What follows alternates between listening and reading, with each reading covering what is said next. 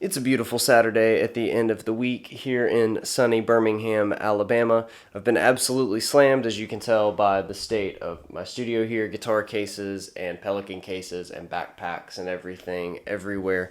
But today's a good day because I'm going to be building a pedal board for my friend Josh. You can see some of the remnants of what was my planning and pre-production setup there. I'm going to be building it over here on my studio desk that I talk about in this video. The good thing about this desk is I can raise it to the exact height that I need to be able to solder and set it up. So before we go any further, would love it if you would subscribe. My name's Riggs. I do these kinds of videos all the time.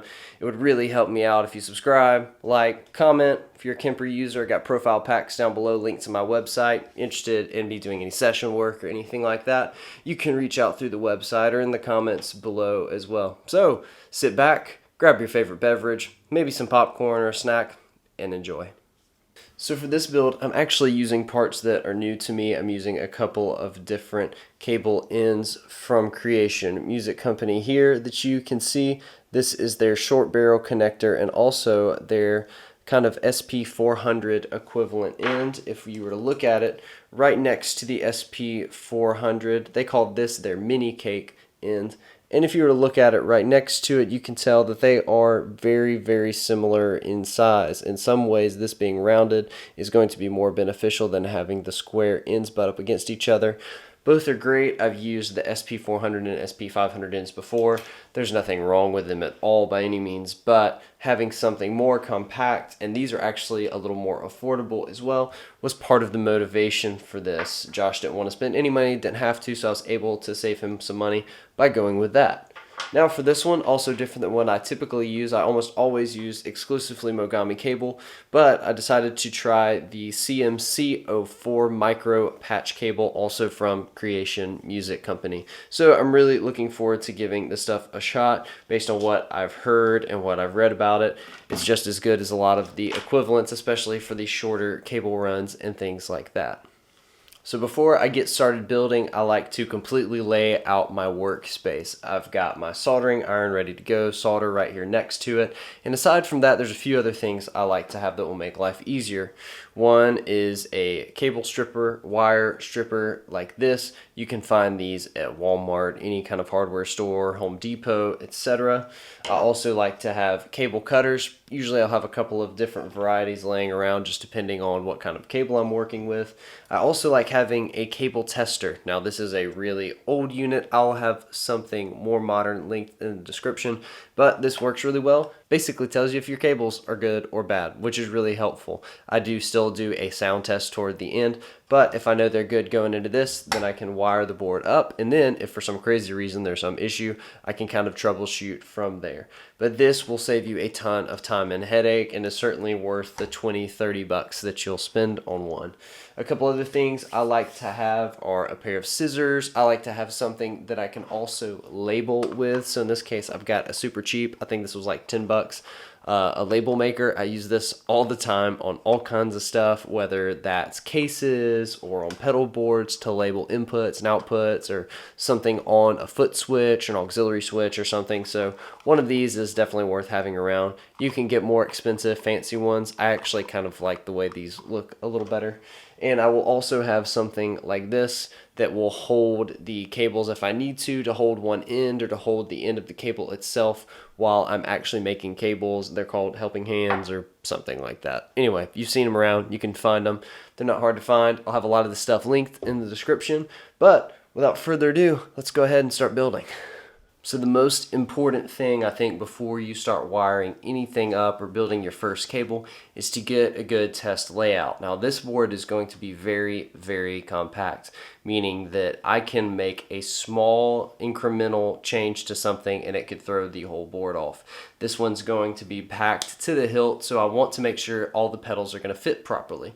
The way I do this is by taking my cable ends here and inserting them into the pedals before I mount them on the board.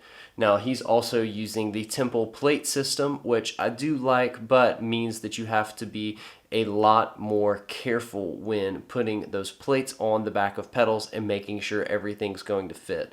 So now I'm going to get all of the pedals, and I'm going to put the cable ends in all of them and make sure that the layout is how I want it. Once I've got the layout down like I want, then I'll start running power cables, make sure I can get everything there. Then I'll actually mount my power supply and then start mounting all of my pedals onto the board.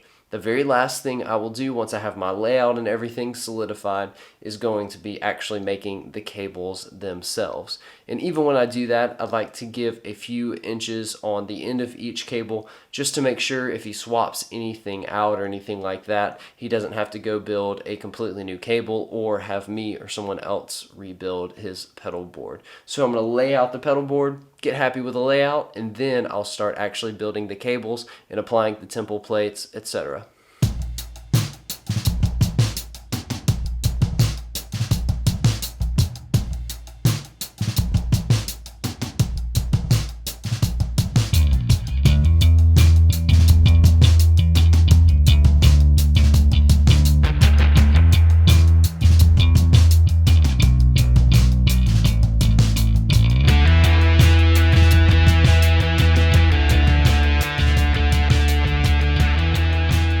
Alright, happy with this layout. Again, this is not exactly how everything's going to look since you don't have temple plates on the bottom yet, but everything is fitting. There are a couple of places that are definitely snug. Right here, I intentionally used a power cable that's set a little more flush on both the kilt and the super bolt because that differential is not very much. There's not much wiggle room there. And also right here between the Benson preamp and the Polytune Mini that actually already has a plate on the bottom of it, this cable is going to be very snug up against here, these pedals right next to each other. So I'm going to have to be really careful when applying the plates here. So now I've just got to get the temple plates, decide which is going on which pedal, etc.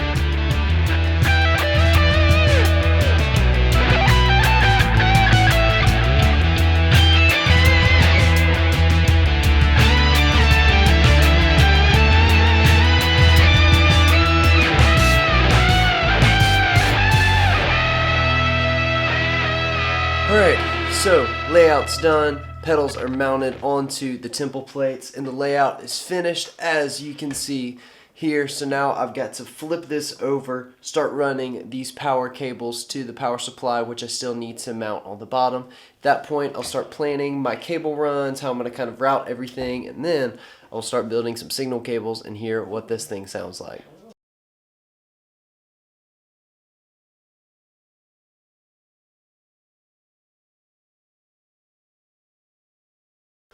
Alright, so once you've got your board layout done, you've got your pedals mounted, and you've got power finished and everything like that, then I like to move on to the signal cables. And I have a simple method for doing signal cables. Essentially, I will do one of two things. I will either go in order of the signal chain, meaning that whatever's first, I'll build that cable first, second cable second, etc. Or I will knock out what's the easy stuff first. So I'll knock out any kind of short jumps between cables that I'll be able to see that won't be routed under the board, and then move on to the harder thing. Either way works, but I do recommend having a sheet handy that has all of your pedal chain on it written out. I like to draw little areas. You can see here where the stereo sends are, so I will draw one arrow equals one cable. That also just helps me in planning. So I read this out a few days ago when I was planning. Nothing has changed since then, so I'm just going to start cranking away at some cables. Couple quick tips before you start soldering. I like to have an extra little piece of cable around before I start pulling off my spool. One that's probably as long as what my longest cable will be. And this helps me to be able to determine runs. So I'll go over to the pedal board, kind of rough out what I think it'll be, and planning, of course, for how I'm also going to tie down cables and general cable management and that kind of thing to get a good idea. I'll then kind of mark it off on that cable, how long I need it to be, come over here, measure it. In this case, this one's 11 inches. So I cut it down to 11 inches off of a piece of the spool cable that I'm actually using for this. Another good tip is to have a pedal around that's not on the board so that you can have your jacks in there, and it's much easier to solder into and to work with and that kind of thing. And of course, since pedals were made to hold jacks, this works really well. So I like to have both ends of the cable, just have it right there, pulls it off of the table a little bit and makes it a lot easier to work with. Also really good to run your iron hot. You don't want to try to fight it. You don't want to have to spend too much time on each end. You don't want to have to wait for it to melt holding it there. That can also sometimes, especially if you're using cheap parts, can damage the ends enough to where they become useless. So just some quick tips before you get started soldering.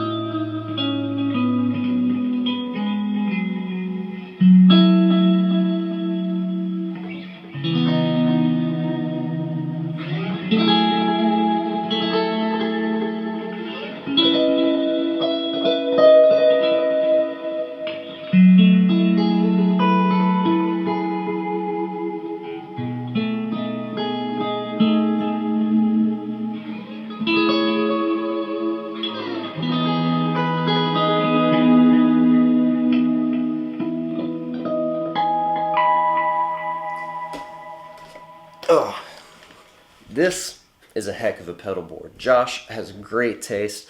Big thanks to him for trusting me to put this thing together. Had a ton of fun doing it. I don't really do this that often. I do it for myself and friends when they ask and when I have the time. But I really enjoyed putting this one together. I think if you're building with temple boards in particular, it's a good idea to go ahead and have the plates laid out where they will fit and then kind of make it work with the pedals that you're using. Just a fraction of an inch on a board this tight can make a big difference. So it's really important to make sure you have your layout right if you're doing this on your own. Also really enjoyed using the Creation Music Company plugs. I think they look super cool and they're really, really small. These mini cakes are a great size and fit anywhere, even 4 deep on the back of the Strymon pedals. So I'd recommend checking out their stuff as well. And all of the stuff that I used in this video will be linked down in the description below for the most part, or at least links to the websites. Creation Music Company has a ton of other stuff as well, and a few other cable options, so I'll have their site link down below. I'm not an affiliate for any of those, but I do want you to be able to check those out if you are interested. I'll have some Amazon affiliate links, so if you do shop through those, it helps my channel, which I really appreciate. Also, any likes, subscribes, anything like that really does help. And if you have any questions about this board, I'd be happy to answer it down in the comments below. But again, big thanks to Josh for trusting me with this. Had a ton of fun. I hope you enjoyed watching as well, and I'll see you guys in the next one.